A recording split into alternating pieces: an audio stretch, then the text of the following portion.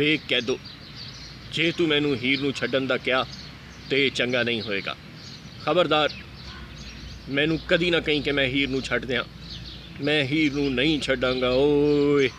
بسم اللہ الرحمن الرحیم۔ ناظرین کرام السلام علیکم۔ وزیر اعظم عمران خان نے کہا ہے کہ پاکستان اور چین کے تعلقات کو کوئی بھی چیز تبدیل نہیں کر سکتی اور امریکہ سمیت مغربی طاقتوں کا چین سے تعلقات میں کمی کے لیے پاکستان پر دباؤ ڈالنا ناانصافی ہے۔ انہوں نے چین کے سرکاری ٹی وی کو انٹرویو دیتے ہوئے کہا کہ جو کچھ بھی ہو جائے، چاہے ہم پر جو بھی دباؤ ڈالا جائے، پاکستان اور چین کے مابین تعلقات کو تبدیل نہیں کیا جا سکتا۔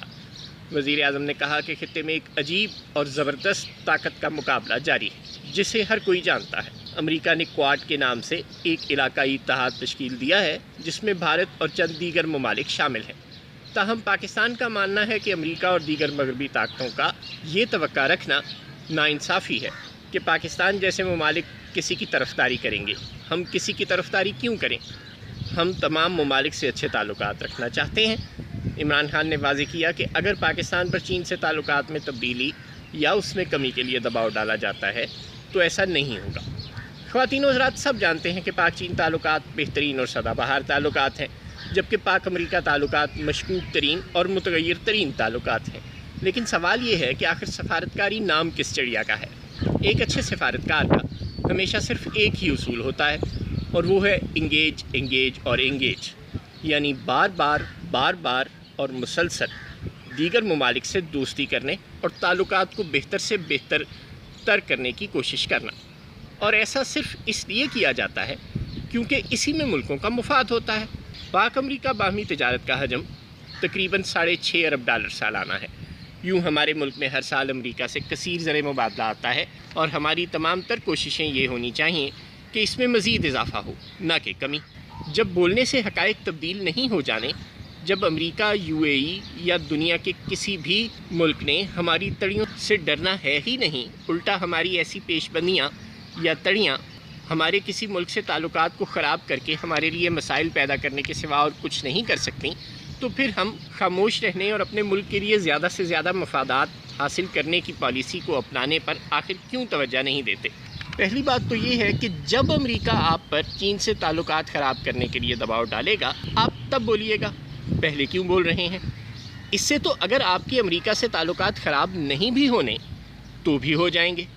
اور دوسری بات یہ ہے کہ اگر وہ پہلے ہی سے آپ پر دباؤ ڈال بھی رہا ہے تو وہ کیا ایسا سفارتی چینل سے خاموشی سے کر رہا ہے یا بڑھ کے مار کر؟ کیا بڑھکوں سے زبان میں زیادہ تاثیر آ جاتی ہے؟ جب ساری دنیا کے سفارتکار خاموشی سے سفارتی ذرائع سے بات چیت کرتے ہیں تو ہم بات پریس میں کرنا کیوں اپنا فرض سمجھتے ہیں؟ کیا ہمیں کبھی اس سے کوئی فائدہ ہوا یا ہمیشہ الٹا نقصان ہی ہوا؟ وزیر خارجہ شاہ محمود قریشی، جو کہ اپنے والوں سینئر سفارتکار ہیں، نے سعودی عرب اور UAE جیسے روایتی حلیف اور ہر اچھے برے وقت کے ساتھی ممالک کو بڑھ کے مار کر ڈرانے کی کوشش کی اور کہا کہ سیدھے ہو جاؤ ورنہ ہم اپنی OIC بنا لیں گے، یہ کر دیں گے، وہ کر دیں گے۔ نتیجہ کیا نکلا؟ الٹا لینے کے دینے پڑ گئے۔ پاکستان کو ملائیشیا اور ترکی کے اتحاد سے بھی دور ہونا پڑ گیا۔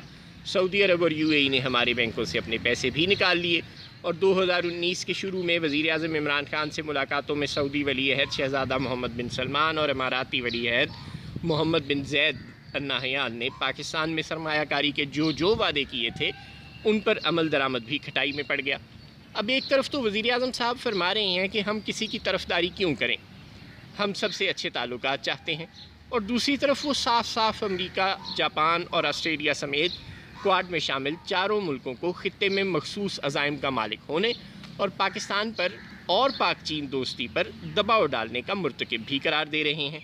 ذرا سوچیں، اگر وزیر اعظم ایسی کوئی دھمکی صرف انڈیا کو دیں تب تو چلو بات سمجھ میں بھی آتی ہے کہ ہمارے ان کے تعلقات تو ہمیشہ ہی سے خراب ہیں اور دونوں ملکوں کی قیادت پہلے بھی ایسا کرتی رہتی ہے، لیکن دیگر ملکوں سے تو ہمارے اچھے دوستانہ تعلقات ہیں، تجارت ہو رہی ہے، وہاں ہمارے طلبہ پڑھ رہے ہیں، IMF، ورلڈ بینک، ایشیائی ترقیاتی بینک اور FATF جیسے تمام بین الاقوامی ادارے جن کے ساتھ ہمارے مختلف نوعیت کے معاملات چل رہے ہیں، ان اداروں پر امریکہ، جاپان اور آسٹریلیا تینوں کا اچھا خاصا اثر و رسوخ بھی ہے۔ تو پھر آخر ہماری قیادت کو یہ کب سمجھ آئے گی کہ سفارتکار کا کام گلا پھاڑ کر چنگھاڑنا نہیں، خاموشی سے اور اخلاق سے اپنے ملک اور عوام کے لیے زیادہ سے زیادہ فوائد حاصل کرنا ہوتا ہے۔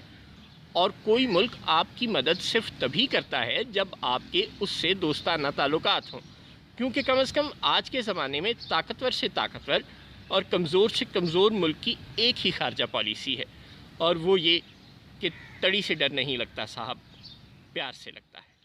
السلام علیکم۔